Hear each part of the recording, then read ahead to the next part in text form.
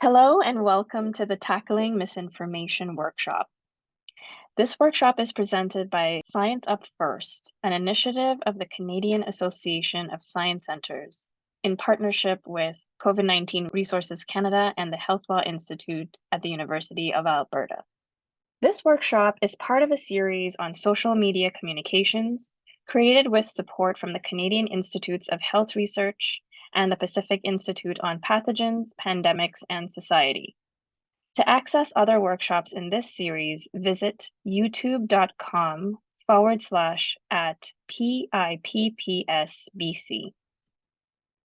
Simon Fraser University respectfully acknowledges the Musqueam, Squamish, Tsleil-Waututh, Katzie, Quiquiam, Katkite, Kwantlen, Semiahmoo, and Tsawwassen peoples, on whose unceded traditional territories our three campuses reside. ScienceUpFirst and our parent organization, the Canadian Association of Science Centres, respects and affirms the inherent and treaty rights of all Indigenous peoples and their relationships to these lands, and will continue to honor the commitments to self-determination and sovereignty made to Indigenous nations and peoples. We acknowledge the historical and present-day oppressions, including violence and genocide, of the original peoples, their lands, and cultures. Today, Rachel and I join from different locations. I am located in Brampton and Rachel in Hamilton, Ontario. We recognize and respect the Erie, Neutral, Huron-Wendat, Haudenosaunee, Anishinaabeg, Chippewa, and Mississaugas peoples as the traditional custodians of the lands on which we meet today. We encourage everyone here to reflect on the traditional territories that you are located on and your relationship towards the land and its history. I'm Krishana Sankar. I'm the Science Advisor and Community Partnerships Lead for ScienceUpFirst, an initiative of the Canadian Association of Science Centres. I'm also a molecular and cellular biologist who obtained my PhD at the University of Toronto in the Faculty of Medicine. Today with me, my co-presenter, Rachel Salt, is the Communications and Social Media Manager for ScienceUpFirst, an initiative of the Canadian Association of Science Centres. She obtained her Master's of Environmental Biology from the University of Guelph and is the author of 2 books on plastic pollution. Why should we care about misinformation? We know that misinformation kills. There have been significant societal consequences because of misinformation. For example, denial that HIV causes AIDS has led to the estimated deaths or excess deaths of over 330,000 people in South Africa alone. Public misconceptions about climate change have led to lowered acceptance and support from the general public to aid in mitigation policies for climate change. And during the COVID-19 pandemic, slowed vaccine uptake, decreased mental health, and general slowed discord and confusion have been consequences of misinformation. As a result of this, ScienceUpFirst was born. ScienceUpFirst is a globally recognized anti-misinformation initiative of the Canadian Association of Science Centres, and it was created in 2020 during the pandemic to tackle misinformation online. We share the best available science in creative ways to stop the spread of misinformation. We also use the collective impact model to reach beyond social media into communities. Today, we have several learning objectives, and by the end of this workshop, you will be able to define misinformation and disinformation, explain the psychology behind misinformation, identify misinformation red flags and misinformer tactics, recognize worldviews and cognitive dissonance in debunking misinformation, and list best practices for countering and debunking misinformation. We're going to start off with a couple of activities today. Have you heard that if you touch a baby bird, its mother will reject it? Well, I'm sure you have, and so have I. This is actually untrue. Birds will not abandon their young if they're touched by humans. The common misconception came from people thinking that birds can smell humans on their young, but it turns out that most birds actually have a very small, simple olfactory system. However, if there have been major disturbances around the nest, there's a good chance that the bird will abandon its young. So it's not the smell, but rather a disturbance. This applies to most baby animals except wild rabbits, who are actually very sensitive to smell. Are you a coffee drinker? Then this one's for you. This may come as a surprise, but drinking coffee does not dehydrate you. The myth of coffee being a diuretic has been around since 1928. This myth was started by a poorly done study in 1928, where the researchers looked at 3 individuals, made them abstain from coffee for over 60 days, and then gave them a half cup of coffee to drink. Not a rigorous study at all. In fact, there's water in coffee, and it doesn't actually dehydrate you. There's another one for one of your next parties. So before we continue on to distinguishing what is misinformation, understanding misinformation red flags, and how to debunk it, we first must understand what misinformation is. Misinformation is false information that is created and shared, regardless of intent to mislead. However, disinformation is false information that is created and disseminated with the intent to mislead. I now want to take a moment and go over why we believe misinformation and what makes it so sticky. There are many cognitive psychology theories that are relevant. However, I'll be giving you some broad strokes here. We are exposed to an incredible amount of information on a daily basis. Our brain has thinking shortcuts in order to save us mental energy and time. Sometimes this means that we accept new information without questioning it, even if it's incorrect. This also means that we rely on those mental shortcuts to process all the information that we receive.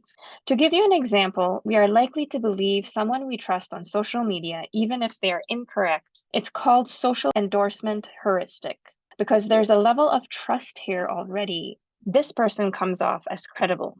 Another reason why we may believe information or misinformation is if it was easy to understand and process. We are more likely to believe that something is true if it is easy to understand.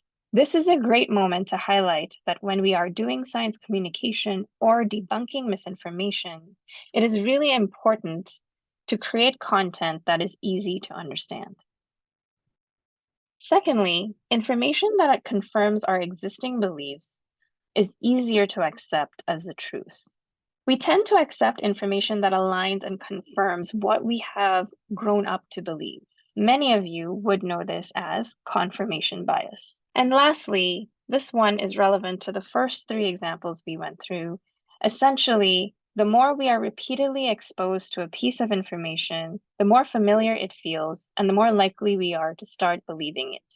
Before we move into how to identify misinformation, I want to take a moment and emphasize that everyone is vulnerable to misinformation, and that it isn't a reflection of someone's moral character or intelligence. Most of the time, people share inaccurate information because they actually want to be helpful. They do not realize that they're sharing information that is inaccurate. Lately, misinformers are getting better and better at creating misinformation that is hard to identify. But here are some red flags for us to look out for. The first is that the author or post creator lacks the qualification and expertise to speak on the topic. The second is that the quoted source is not credible and reputable. The third is examples and data are being cherry-picked. For all these 3 examples, we need to take that extra step of looking into the questionable information and checking its validity and credibility. These ones are a little easier to point out right away from the first glance. Usually when we come across headlines that are sensationalist, they evoke a strong emotion. It's a good idea to wonder if the article is objective and factual. In the age of clickbait, this is becoming a little more challenging, but more reason to question whether content is credible. The second one here is when the content suggests that there's a secret plot where everything is connected, and there are no coincidences. The first example that comes to mind is what doctors don't want you to know, clickbait ads. The last one is if the piece of information sounds too good to be true. If it sounds too good to be true, it probably is. Now we have an exercise for you. We would like you to identify the misinformation red flags in the following 2 examples. Please take a moment and pause the video to identify several misinformation red flags before continuing along with this workshop. Now that you've had a moment to recognize some misinformation red flags, here are some that we would like to highlight for you. Firstly, there are no credible authors identified in this example. Secondly, there's the use of highly emotional language. As evidenced by invisible killer, contamination is reaching epidemic proportions, and despite the danger. Thirdly, the tone is sensationalist. Ban dihydrogen monoxide. Fourthly, there are no sources added to this example. Dihydrogen monoxide is H2O for those of you that don't know. The dihydrogen monoxide science prank has been around for a while, and it plays on the fear of chemicals that many members of the public have. It also shows the lack of science literacy we currently struggle with as a society. In fact, the times that this particular science prank has gone viral has led to some public alarm. Here is the second example. Please take a moment and pause this video and look for the misinformation red flags. Now that you've had a moment to go through this example, here are a few misinformation red flags. Firstly, these examples are too good to be true. Secondly, the headlines are sensationalist. And thirdly, as you can see, there's cherry picking of data. So this was a part of an experiment by John Bohannon, who is a journalist with a PhD in microbiology. This was part of a collaboration with two researchers in Germany who were working on a documentary on the junk science industry. They wanted to show how easy it was to turn bad science into big headlines, which leads to diet fads. Well, clearly it worked very well. These are some of the examples of misinformation red flags. Thank you for doing this exercise with us. We'll now continue to worldviews and cognitive dissonance in debunking misinformation. So there is a myth that there is a single cure for cancer out there. We know that cancer is an umbrella term for hundreds of different diseases. Different types of cancers require different treatment approaches. There isn't a one-size-fits-all. The secret cure for cancer is a conspiracy theory that blames Big Pharma for hiding a cure for cancer because it is financially beneficial to keep pushing the ineffective treatments to profit more. But dead patients mean less patients for paying for Big Pharma. This is a reflection of people not understanding the science of cancer and also the desperation of experiencing a traumatic experience or watching a loved one go through a traumatic experience. Body mass index scales are good indicators of health. This is a second myth. The predecessor to the BMI scale was invented 200 years ago by an academic who was not a physician nor someone who studied medicine. He solely relied on French and Scottish patients or participants, meaning just white Western Europeans. This mathematical scale of a person's weight divided by the person's height squared has been systemically used for scientific justifications for eugenics. While the BMI scale was used to justify scientific racism for decades following its invention, the academic emphasized that it was a way of measuring populations and never intended it to be used for individuals. Similar tables of height and weight were collected by life insurance companies in the 20th century in the US to assess health, which were later adopted by doctors and nurses. It's overall bad statistics and doesn't account for proportions of bone, mass, muscle, and fat in the body. Athletes will usually score obese on the BMI scale. So it's important to note that our worldviews play a factor in whether we accept or reject new information. Potentially, some of you may have felt uncomfortable with some of the earlier examples. Unlike the examples at the start of the workshop, knowing that there are several treatments for cancer or that cancer is not one disease and that the BMI is not a reliable indicator of health may have nudged or even pushed your worldviews more. When we are presented with information that aligns with our worldview, we accept it because it already fits into our existing knowledge and beliefs. But if the information challenges our existing worldview, there's a good chance we will reject it. I'll expand on it further in the next slide. In the case where we are presented with information that challenges our worldviews, it leads to mental discomfort or distress. This is called cognitive dissonance. We are then presented with two options, one to change our beliefs and behaviors, the other to reject the conflicting information and seek further information that will reinforce our existing belief. What often happens is that if the information strongly challenges our worldview, we are more likely to reject it. We'll further explore how we can strategically debunk later. Some of you may have experienced this earlier in the examples we went over. Another thing is that we have all different worldviews, and this is reflected in the general audience. This may come as a surprise to some people, but the general audience is not a single group. It actually breaks down into multiple publics or multiple groups. Let's go over an example. Yale and George Mason University have identified something called the 6 Americas. It's where they have broken down the US public into 6 different groups when it comes to the climate crisis. They found that the general public fell on a spectrum from being strongly worried about climate change to dismissing it as a hoax. We can find that for most contentious issues, this will be the case. Most people will fall on a spectrum. On a positive note, you'll find that people who are strong science deniers often make up a very small percentage of the population. They always seem larger than they are because they're quite loud. However, the majority of people are often receptive and informed. There are certain factors that can make people more or less susceptible to health misinformation. Factors that make people less likely to be vulnerable to misinformation include those who rely on health professionals or scientists as sources, those who have subject matter knowledge, those who have a certain level of literacy and numeracy, those who are older in age, and those who have higher education levels.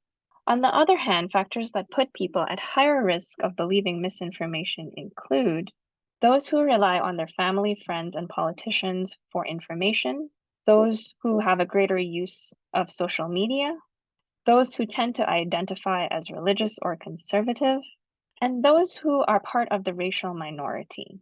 With the last point, it's important to note that the racial minority status, in particular, is because of privilege. I will now hand it over to my co-presenter, Rachel Saltz, to continue with our presentation. Thanks, Krishana. So now that we know more about the anatomy of misinformation and how your worldview plays a huge factor, let's dig into the strategies that misinformers use to spread false information. So when I say misinformer, I mean someone or some group that is intentionally pushing out inaccurate information to create confusion and often push their own agenda. The first example I have here is astroturfing. So I just wanted to mention that we work in partnership with an illustrator named Jordan Culver, who has illustrated these misinformer tactics for us. I've highlighted a couple of examples here, but we have a bunch more on our website that you can access, ScienceUpFirst.com. So the first example is astroturfing. So it's creating the illusion of widespread grassroots support or opposition for an issue, policy, or candidate. So the term astroturfing actually comes from astroturf. So it looks like real, authentic grass, but actually it's fake and made of plastic. So astroturfers can use this tactic on social media, masking their identity, and operating via many accounts and personas. So early in the pandemic, nearly half of the Twitter accounts spreading misinformation about COVID-19 were bots. About 25% of the links that bots were sharing on Twitter were low credibility sources. There was also a coordinated amplification of the misinformation posts among bots. The next tactic we have here is false dichotomy. So we're kind of alluding to the Matrix in this illustration. You have a Morpheus-like character presenting two pills, one a black pill and one a white pill, but behind their back is a whole bunch of different shades of options. So this illustrates false dichotomies, the idea that we're presenting only two options when really there's many different shades of gray. So here's an example of this. Throughout the pandemic, we've heard that health mandates are ruining the economy. So the idea that it's either public health versus the economy, they're often presented as two opposing stances, but this is not true. Economic and public health experts agree that strategies to reduce the spread of the virus improve the health of both the people and the economy. So when viral spread is lower, the economy is doing much better. The next tactic is a red herring. So in this illustration, we see a fox in the background distracting a hound with the smell of a fish. So a red herring. So a red herring is used to distract from the present conversation or argument with a misleading or distracting statement. So this veers folks away from the relevant point. So at ScienceUpFirst, we might create a post on social media that says COVID-19 vaccines are safe and effective. When the misinformer might come back and say, well, if you really cared about safety, you would be recommending ivermectin. So red herrings will now distract from the point at hand. So before we were talking about vaccine safety, and then it redirects the conversation. So now, instead of talking about vaccine safety, we're talking about ivermectin. This next misinformer tactic is the appeal to nature. So it's appealing to our bias of natural things, seeming to being better than unnatural things. So I know this bias exists for me. I want to think about, my food being grown in these lush pastures that are natural and organic. So this is a bias that we have of assuming that nature is better. In the example here, we see natural 100% cyanide. So, cyanide can be derived actually from apple seed. So it's a natural poison. So natural does not always equal better. So an example that we've seen throughout the pandemic is this idea that, my natural immunity will protect me from COVID-19. It's better immunity. I don't need to get vaccinated. It's true that our immune systems can produce a strong antibody response after being infected. In fact, having hybrid immunity, if you have, an infection and also were vaccinated, that can create some really strong immune antibodies. But exposing yourself intentionally to an unpredictable virus can result in severe illness, lifelong health repercussions, even death. But vaccines provide a predictable and effective protection that natural immunity does not. Some experts, knowing that we have this bias towards natural immunity, even encourage folks to use infection-induced immunity instead of calling it natural immunity. The next fallacy is causal fallacy. So making the connection that a thing or event caused a specific effect or result. But this is not always the case. We know that correlation does not always equal causation. So just because the rooster crows in the morning, that's not the reason that the sun comes up. Here's an example. My cousin got the vaccine and had a heart attack 1 month later. The vaccine caused this. So the COVID-19 vaccine is not a known cause of heart attacks. But we do know that every hour, approximately 12 Canadian adults diagnosed with heart disease die. And we know that a lot of Canadians are now fully vaccinated. So the chances of having heart disease and being fully vaccinated are quite high. The two may correlate, but the vaccine is not the cause. Now let's move on to some best practices for countering and debunking misinformation. So strategy 1 is inoculation. This is the ideal situation. We want to inoculate audiences before they're exposed to misinformation. It's like a lot of similarities to vaccination. So step 1 is presenting a weakened version of misinformation or pointing out the misinformation technique that is being used. Step 2, when individuals are exposed to a weakened version of misinformation or the misinformation technique that's highlighted, they begin to develop cognitive antibodies. Step 3, these cognitive antibodies are going to help people mentally flag similar pieces of misinformation they come across in the future. It also helps people be more receptive to corrections. So when you're creating inoculation content, it needs to include 2 things. The first is a warning about how dangerous being misled by misinformation can be. So at the very beginning of the presentation, Krishana pointed out that misinformation can have lethal consequences. The second part of the inoculation content we need to include is strong counter arguments, breaking down the piece of misinformation that is floating around and explaining why it is flawed. And we have to do this in clear and simple language that is also catchy and better at convincing folks to the correct information. The second strategy is debunking. So debunking is more challenging than pre-bunking because once misinformation sticks in people's minds, we have to work that much harder to create content that debunks and is stickier than the misinformation. Another challenge is that many of us have limited resources and time when it comes to debunking. For debunking, it's important to be strategic about which myths we tackle. It's about picking your battles. So this is so true. There's so many pieces of misinformation out there.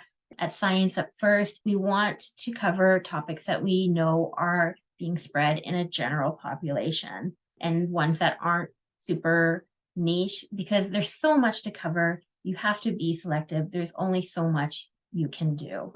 And you have to make sure that the audience that you are connecting with, that's the audience who might be receiving this misinformation. So here are the steps for debunking. The analogy we're using for debunking is like a bookshelf with bookends. So the reason I bring up bookends is because we'll be leading with the facts and closing with the facts, like a pair of bookends. When it comes to debunking, it's important to first lead with the facts, then second, follow up with a warning about the misinformation. Then you can share what the misinformation is, being clear that it is misinformation and a myth. Then you can explain and break down why the misinformation is incorrect. And then you end with by repeating the facts again. So debunking isn't a one-time thing. You'll often have to debunk multiple times and have an ongoing dialogue with the individual or audience to build a relationship.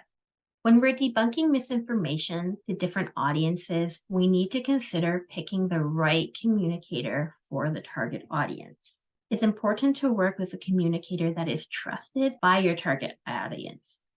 This is a great reminder that sometimes we are not the right communicator for the job. So during the pandemic, many equity-deserving communities didn't trust public health authorities as there's a long history of unethical medical experimentation on these groups. Additionally, if the communicator is from a group of people that have institutionally abused and held power over the equity-deserving community, it's even more challenging to have trusting relationships between the communicator and the audience. When you're picking a credible communicator, we want to ensure that they're trustworthy and have expertise. It is ideal to have both, but if we can't find someone with both qualities, trustworthiness is more important than expertise. For example, for an audience that already accepts vaccines as safe and life-saving, there's going to be trust with a public health official speaking on the efficacy and safety of a vaccine. So in this case, the public health official is a great communicator. They are both trustworthy and they possess the expertise. But if you're working with an audience that is more vaccine hesitant and maybe doesn't have trust for public health officials, it's much better to work with a trusted community leader to reach those audiences. We're going to close out with some tips that are important to remember in any kind of science communication. Tip number 1, avoid using jargon. Make sure you're explaining key terms if you need to use scientific terminology. And also avoid patronizing the group that holds the incorrect belief. Encourage people to be critical of the information they come across and whether they should share it. So there is one study actually that just asking people to read a statement and think, is this true? Is this accurate? Can dramatically decrease the sharing of misinformation. Tip number 3, seeing a correction online can nudge audiences who see that conversation closer to accurate information. So as we mentioned before, if you repeatedly see some information, you're more likely to begin to believe that it is true. So that's why debunking is an iterative process. It needs to happen again and again. So when folks see it, it nudges them towards the more accurate information. So to review our learning objectives, you should now be able to define misinformation and disinformation, explain the psychology behind misinformation, identify misinformation red flags and misinformer tactics, have a better understanding of worldviews and cognitive dissonance in debunking misinformation, and list best practices for countering and debunking misinformation. We have a lot of great additional references and readings and resources that will be in the description of this video. If you would like to connect with us, you can find us at ScienceUpFirst.com, and also the Canadian Association of Science Centers website is CanadianScienceCenters.ca. On all our social accounts, we are at ScienceUpFirst. If you would like to connect with us, you can find us at ScienceUpFirst.com and at ScienceUpFirst across all our social handles. You can also reach out to our CEO of the Canadian Association of Science Centers, Mary Ann Mader, and our Director of Science Up First, Magda Beima. This workshop was created by Science Up First in collaboration with the Pacific Institute of Pathogens, Pandemics, and Society. We gratefully acknowledge funding for this workshop provided by the Canadian Institute of Health Research and Pacific Institute on Pathogens, Pandemics, and Society.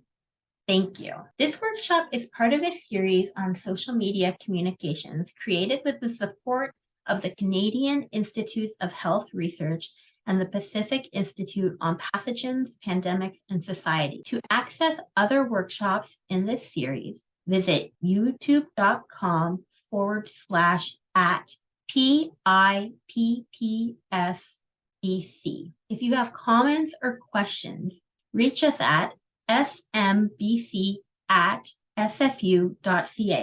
or follow us on Twitter at PIPPSBC. Thank you very much.